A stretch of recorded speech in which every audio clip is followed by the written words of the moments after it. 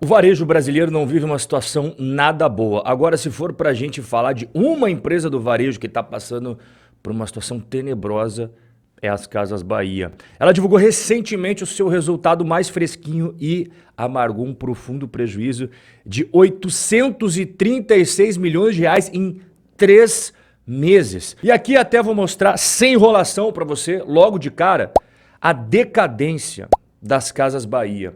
Olha como os resultados vieram ao longo dos últimos anos, indo de mal a pior. Aqui você vê o ano de 2021, já estava tendo um prejuízo de quase 300 milhões de reais. 2022, ano passado, 342 milhões de reais de prejuízo. E agora, os 9 meses iniciais de 2023, 1 bilhão 625 milhões de reais de prejuízos. Não é à toa que as ações das Casas Bahia, no auge de todo aquele frenesi, aquele oba-oba, que foi lá em julho de 2020, R$20,24 cada uma das ações. E é o que eu sempre falo aqui, as ações no longo prazo sempre vão seguir os resultados por trás. Então, se você tem lucros crescentes, maravilhosos, as ações vão fazer isso aqui, ó.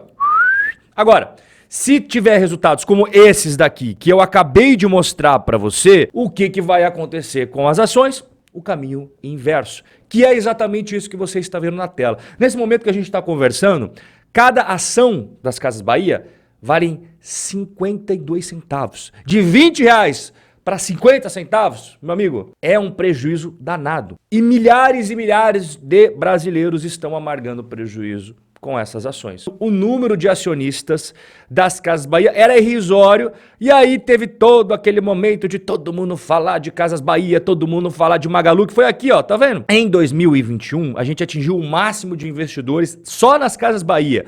Eram mais de 500 mil investidores. Muita gente vendeu já ao longo do caminho, mas ainda nós temos centenas de milhares de investidores nas Casas Bahia. E quais são as perspectivas, cara? Nada boas. Em meros 3 meses, 90 dias, a empresa teve um prejuízo de 836 milhões de reais. É um rombo gigantesco, né? Este resultado foi tão ruim que ele foi o segundo pior da história das Casas Bahia. Só perdeu por um prejuízo de 854 milhões que teve lá em 2019, no último trimestre daquele ano, no auge da investigação de fraude contábil com processos trabalhistas. Em maio desse ano, as Casas Bahia mudou o cara que manda na parada toda, que é o CEO.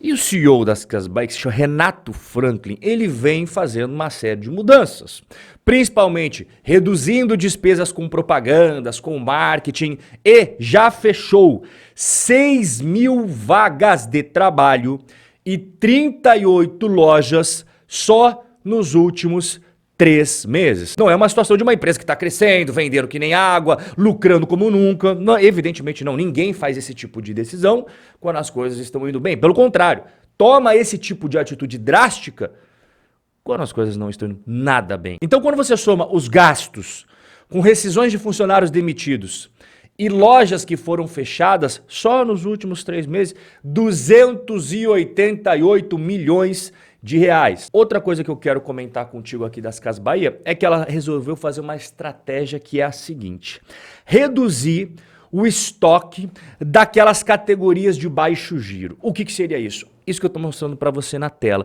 Você está vendo esses eletrodomésticos, linha branca e tal? Pois bem, o que as Casas Bahia realizou aí nesse último trimestre? Saldão, oferta, promoção, descontaço pra galera comprar 23 categorias de baixo giro e abaixar o estoque disso daí. Só que, para ela conseguir fazer isso, ela teve que dar descontos maiores do que ela imaginava para vender os produtos. E é óbvio que isso também teve um impacto nos resultados da empresa. E o impacto foi de 309 milhões de reais. Complicado, né, cara?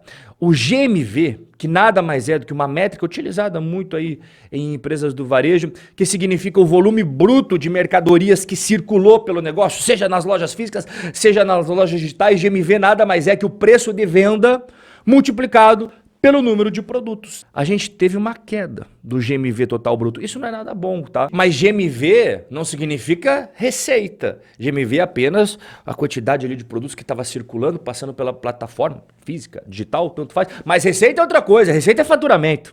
E a receita das Casas Bahia, nas lojas físicas, cresceu 3%. Agora, no online, que todo mundo diz que é o futuro do varejo, acabou reduzindo, queda de 8%. E aqui vem o principal ponto de atenção das Casas Bahia. O quanto que ela recebe de juros das aplicações que ela tem em renda fixa, tal, e o quanto que ela gasta com empréstimos e financiamentos. Então para pensar o seguinte, o que você tem em caixa, o que você tem em aplicações financeiras, te dá o quê? Te dá juros. E atualmente a empresa tem 1 bilhão 642 milhões de reais em caixa, em renda fixa. Maravilha. Só que o quanto que ela tem em empréstimos e financiamentos bancários? Ela tem 3 bilhões 671 milhões devendo aí às instituições financeiras. Isso daqui te dá juros e isso daqui faz você gastar com juros. Então, como você tem muito mais empréstimos e financiamentos do que dinheiro em caixa e renda fixa, é esse o resultado aqui. Nesses 9 meses iniciais de 2023, ela ganhou 64 milhões de receitas financeiras, mas gastou 2 bilhões 524 milhões de reais. A gente pega esse mesmo período do ano passado, a gente já via que o cenário não era bom, né? Ano passado, 65 milhões que entrou ali de receitas, já tinha saído 1 bilhão 961 milhões de despesas financeiras. Esse número apenas piorou de um ano para o outro. Em conclusão, o que a gente pode esperar para as Casas Bahia?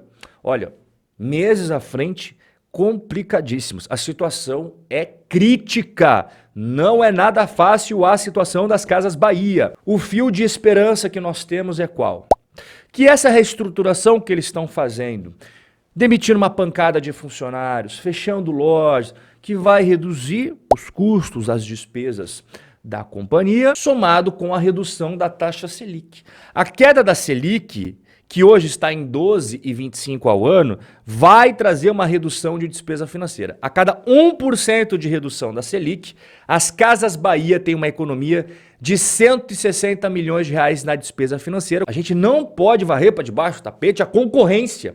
Não apenas com Magalu, lojas americanas e tal, mas principalmente com o Mercado Livre, Shein, Shopee, AliExpress, Amazon. Em resumaço aqui, cara, situação muito difícil das Casas Bahia. Eu espero que eles possam se recuperar por causa dos milhares de funcionários que dependem dos salários que ganham das Casas Bahia. Então, se as Casas Bahia ir ralo abaixo, todo esse pessoal é afetado. Então, espero de coração que possa se recuperar agora. Se eu aposto meu dinheiro nisso, não.